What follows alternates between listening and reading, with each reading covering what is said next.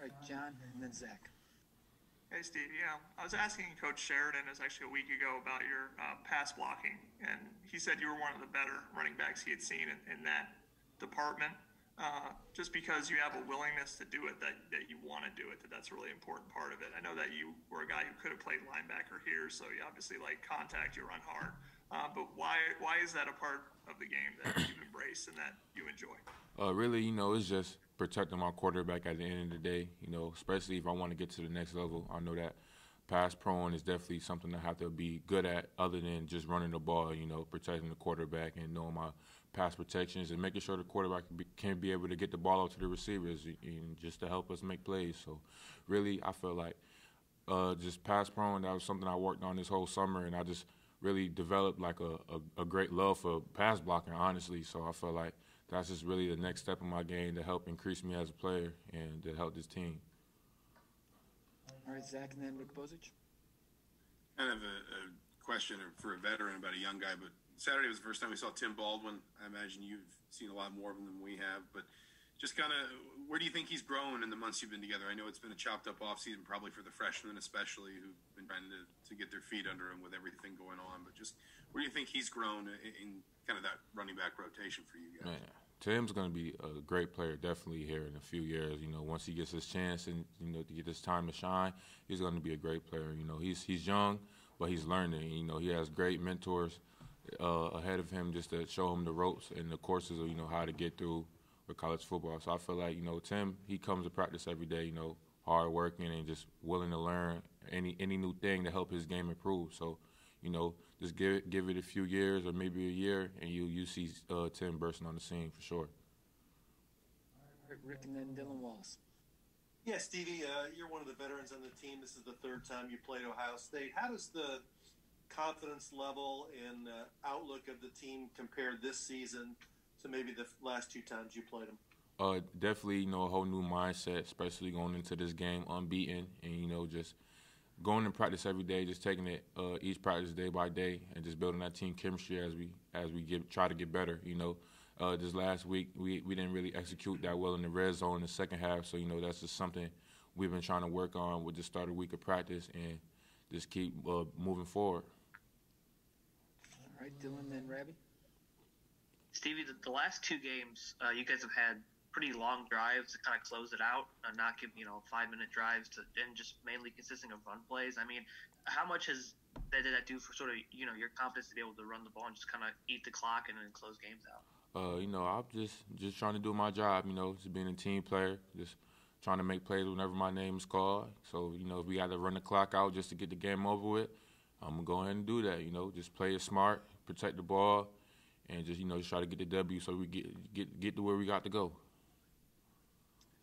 Rabbi, then Paul Gable. Hey, man, just the fact that Indiana has earned a top 10 matchup. Fox, their pregame show is going to be there.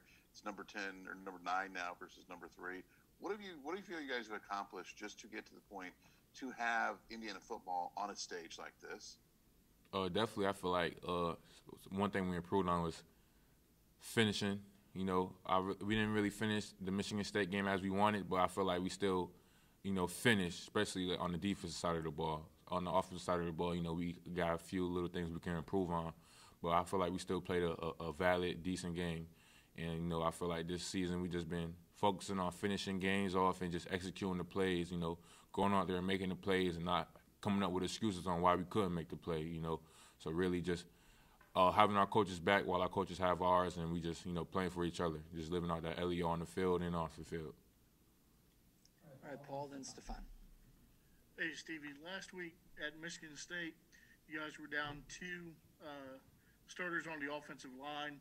Talk about the job that they did, especially Luke Haggard, for you guys. Yeah, definitely those guys did a great job, especially Luke. I had spoke to Luke before the game just to let him know, I got your back whenever, man. You just go out there and play hard and play with your heart and, just play your type of game. Don't let anybody get in your head. Don't be nervous.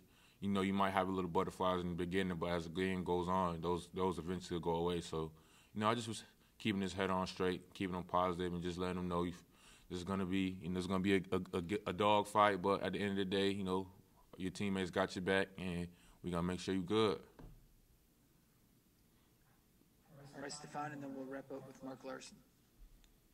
Hey, Stevie, aside from that late stretch in the Michigan State game, you guys have been perfect, in terms of scoring in the red zone. Why do you think you guys have been so effective in that? That's just something we tend to lock in on and practice a lot during practice. Really preparation. We prep for like red zones 24/7. So I really feel like that's just something we stress, that we have to, score. Field goals are cool, but points. We need 7 points. So like, it was better that we could get the ball in the end zone than settle for field goals. Especially with a game coming up this week, red zones is very crucial. So I feel like, that's just something we have to get better on, so we could make sure not to make any mistakes this week. All right, Mark, go ahead. Hey, Stevie, you told us in the preseason that Indiana was about to show something, that you guys were belong in the elite. You've done that so far. Impressive 4-0 start, but not everybody's convinced. What's it going to take? Man, hey, we just going to keep going out there playing our type of game and just, keep playing it humbly, doing it humbly, and just playing Indiana football at the end of the day. Like I said before, a lot of people are going to talk, the critics are going to talk, but at the end of the day, that's just something to this whole football team and the coaching staff that just gets us fired up just to keep proving the world wrong. So, we got this week. This week is the top 10 matchup to definitely go out there and continue doing that, and I'm very excited for the moment. Are you surprised you're 21-point underdogs? Hey man, I don't really pay attention to like the spreads and all that. Really, I'm really just a game player. I just go out there and just play football. All that stuff is really for the media. I don't really tend to pay attention to that. All right, Stevie, thank you. I appreciate you guys. Tom Bruce.